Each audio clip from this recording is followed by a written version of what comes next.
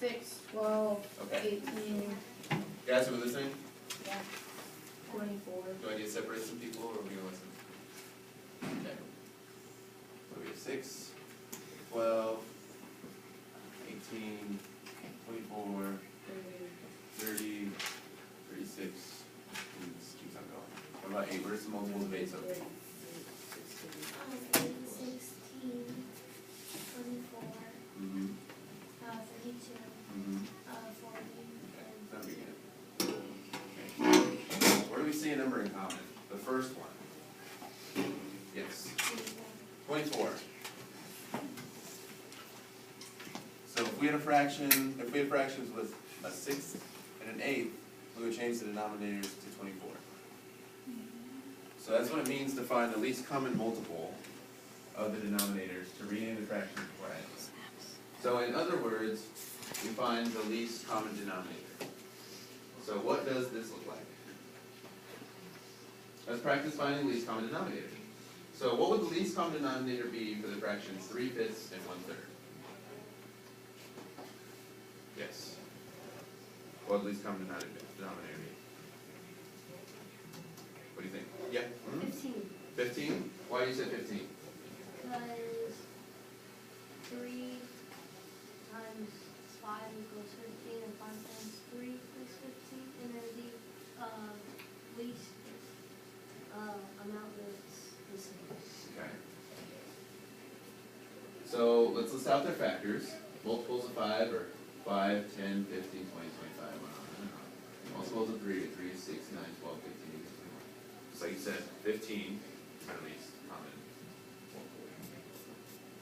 So how do we use this to change the fractions 3/5 and 1/3? So we know that they're 15.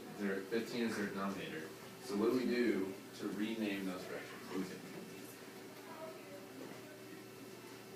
Yes. What do we do? You times it by how many times you went over, how many times it's Okay, so we have 3/5 and 1/3. And we know that they're both going to equal something with 15 on the bottom, right? So how am I going to change this to where the 15 is on the bottom? What did I do to the 5? you put times 3 Okay, so I multiplied over 3. times 3. Okay, and then I multiply the top. Why do I multiply the top? Because it has to change because you're increasing it. Because if I were to just change the bottom, 3/5 and 3/15 aren't equal, right? Because they have different denominators. So I have to multiply whatever I do to the bottom, I have to do to the top. So then what's 3 times 3? 9. And I can just go ahead and do the same thing here. You have to put 5. Okay. And I put 5 because 3 times 5 is 15. And I gotta put 5 up here. What's 1 times 5? 5. So our new fractions are 5/15 and 9/15. So, just like we said, we multiplied over 3 over 3 and multiplied by 5 over 5. We multiplied denominators in order to get the least common denominator between the two fractions. But whatever you do to the denominator, like we said, whatever you do to the bottom, you have to do to the top. You have to do the same thing to the numerator. So now that we've taken care of that, I want you guys to take like 15 seconds and add those together and see what you get. And don't forget to simplify to your least, or your simplest form fraction.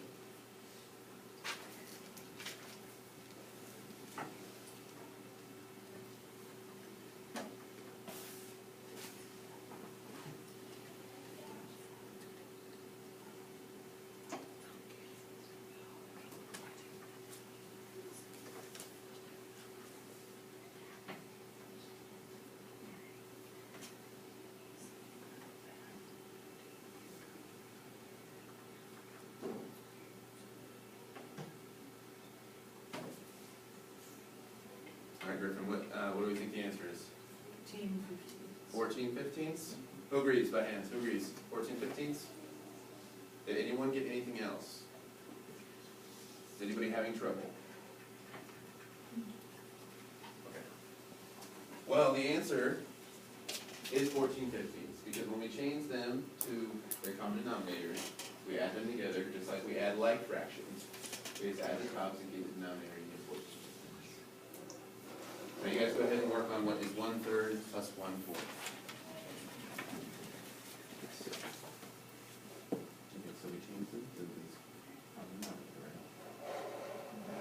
It's just like adding like fractions. So we change it to 5/15 plus 9/15. Remember we added like fractions last week, right? So what do we do?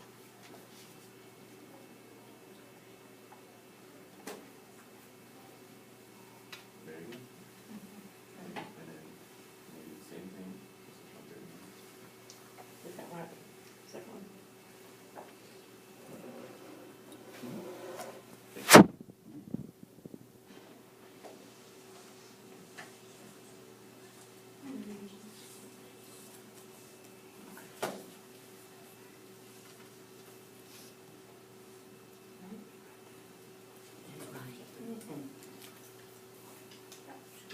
That's right. Oh, screws. So 1 times 3 is 1.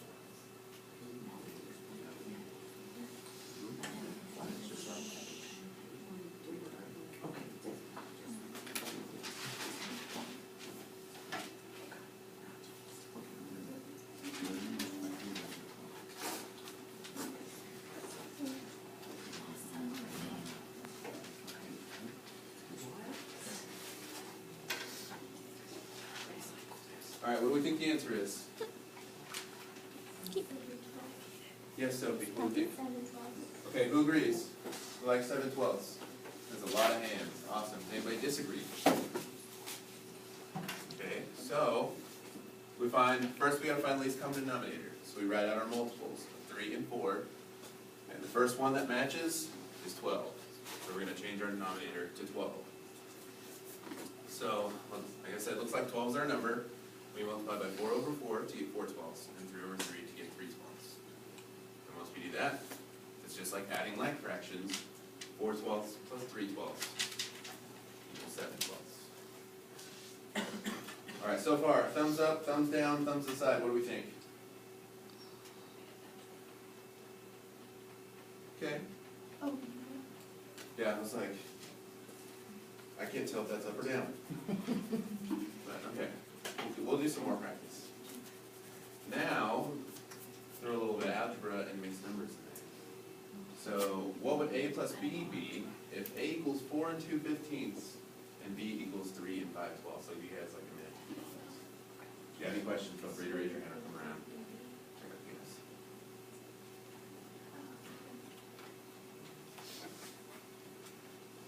Remember, if we have a plus b and I give you a and b, all you have to do is substitute your values.